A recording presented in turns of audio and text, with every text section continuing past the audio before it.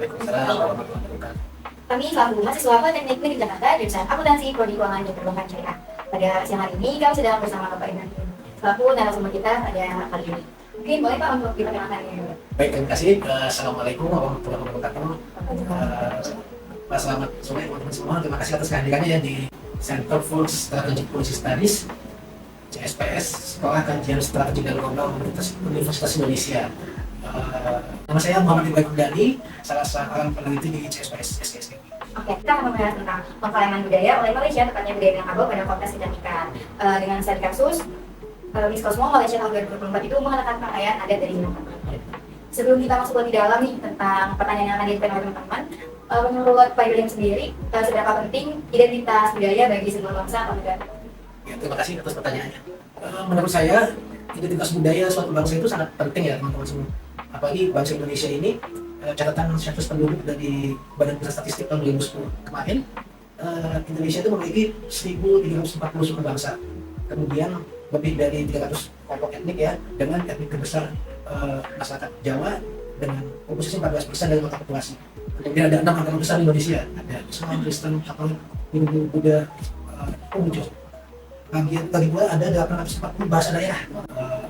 Sejak tahun 1945 kita merdeka, kebudayaan itu tidak pernah berdiri sendiri, selalu digabungkan dengan Kementerian Pendidikan. Nah, salah satu tujuan dibentuknya kementerian ini, menurut Bapak Fadlizon, Menteri Budaya RI itu adalah untuk pertama memajukan kebudayaan Indonesia. Kemudian yang kedua, nah ini yang paling penting, sebagai instrumen soft diplomacy Indonesia di kancah global. Ya, menurut Bapak ini bagaimana dapat bakat terhadap disiplin budaya yang bisa dilakukan oleh Malaysia?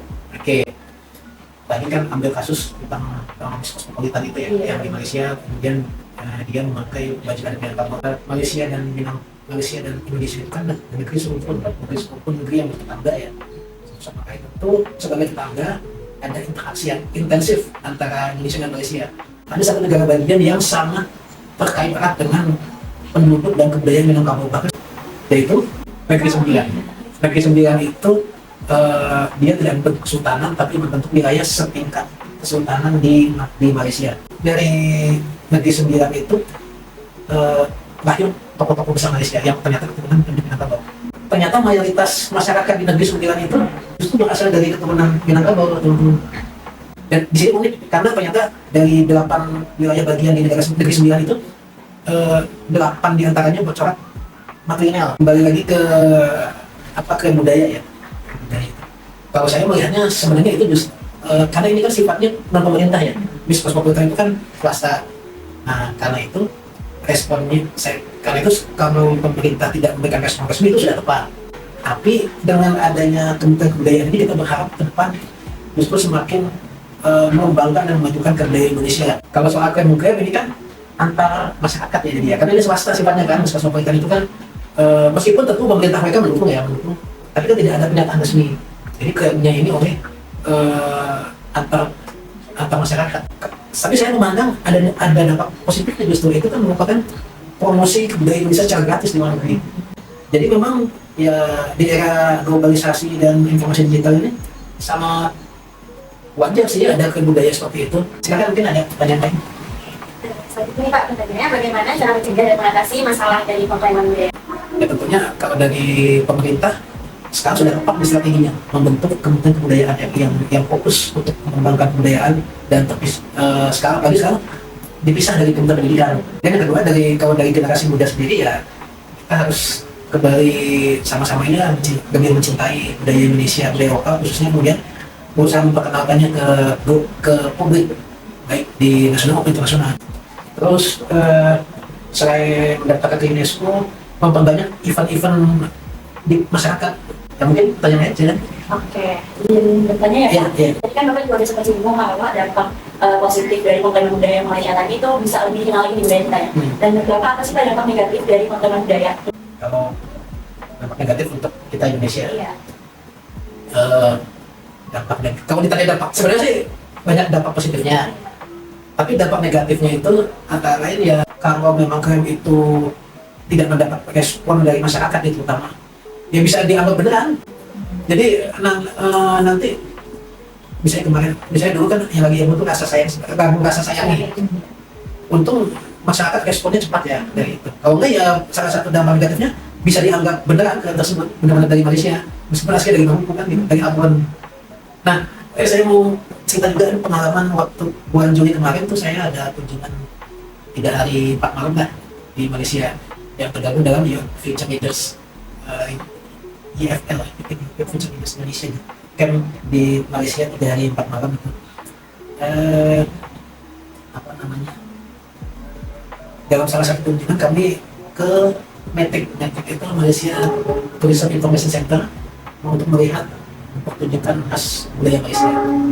Nah, yang unik memang kalau kan mayoritas Melayu ya 50% lebih ya di Malaysia itu yang ditunjukkan ya tariannya mirip-mirip dengan Riau, kemudian dengan ya sama-sama suku bumbunya Melayu kan, meskipun ada perbedaan-perbedaan di buat motif pakaiannya, kemudian juga bahasanya mungkin ya, tapi bahasa Melayu kan umumnya. Nah, terus kalau sudah begitu siapa kalian siapa? Tariannya kan mirip-mirip, tari Japin juga, tari Japin.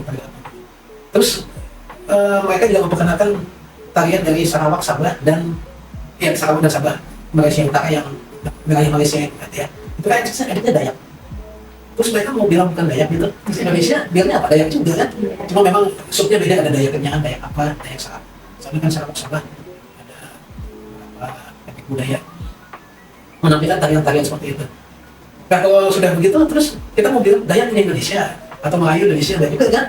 Ya jadinya mungkin lebih ke kekhasan masing-masing subkulturnya apa gitu. Karena masyarakat Melayu kan tersebar bukan hanya di Malaysia tapi di semenanjung Sumatera itu, mulai dari Sumatera Utara khususnya wilayah Medan itu ya. Karena ada kesukaan Islam tuh.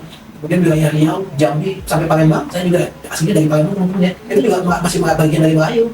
Nah terus kita mau bilang itu Malaysia nggak boleh pakai budaya Melayu. Susah juga kan seperti itu. Jadi mungkin ya itu tadi yang paling pas responnya adalah dengan paten atau mendaftarkan kebudayaan kita di UNESCO itu. Nah kalau dampak negatif generasi muda kita bisa benar-benar berpikir bahwa itu bukan budaya kita tapi itu yang ekstrim ya. Saya kira itu sih dampak negatifnya. Nah, saya kan ada yang lain Ya, sama juga. Apa saja sih dampak sosial dan budaya dari kemunculan ini terhadap masyarakat Minangkabau dan hubungan bilateralnya dengan Indonesia dan Malaysia? Dampak sosial dan budaya. Dampak sosialnya ya tentu pertama interaksinya akan semakin intensif di antara kedua bangsa. Konflik juga bisa terjadi, khususnya di media sosial ya. Kalau saya lihat media sosial di internet, di dunia maya. Dan kalau mau dibawa ke pengadilan mana paling ke UNESCO, Mahkamah Internasional Kesehatan Budaya. Tapi memang saling terkait kan, ya kalau tetangga itu banyak kan. Nah, ada yang lain? Di studi kasus yang saya katakan tadi, itu akan juga pelajaran yang saya dapat ambil, biar kita lebih melindungi budaya yang kita punya. Caranya ya dengan mempertahankan budaya itu dalam kalau memungkinkan bahkan keseharian hidup kita gitu. Atau dengan semakin banyak memperbanyak event-event. Contohnya nih, salah satu upaya untuk memperkenalkan budaya Indonesia sekaligus agar tidak diklaim oleh bangsa asing secara soft diplomacy. Itu salah satunya peringatan kenegaraan yang diisi dengan para menteri berbaju adat, kemudian termasuk pas pampres pejabat-pejabat, bahkan sampai petinggi negara semuanya menggunakan baju adat. Itu kan salah satu strategi kebudayaan yang efektif untuk memperkenalkan budaya Indonesia ke mancanegara. Karena di sana ada yang besar, ada yang makin negara asing. Nah, terus yang kemarin kita lihat bulan Oktober waktu pelantikan Presiden Bapak Prabowo Subianto, ada Betawi. Nah, kalau tingkat pemerintah sudah begitu ya anak-anak mudanya jangan malu dong. Itu pesannya kan, jangan malu dong. Minimal batik kan, sebenarnya jangan batik aja kalau bisa yang lain. Gitu. Artinya secara implisit ya, maksudnya secara implisit itu sudah merupakan bagian dari strategi kebudayaan kita untuk dipromosikan ke publik. Kalau di tingkat negara atau di tempat ada seperti itu kan, bukan hanya baju adat sih sebenarnya.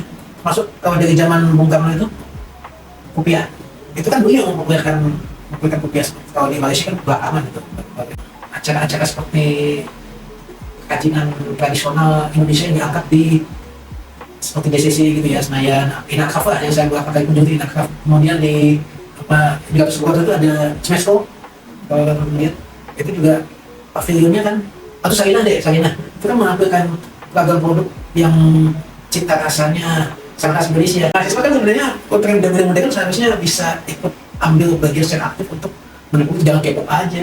Ya kalau lebih begitu lah teman-teman.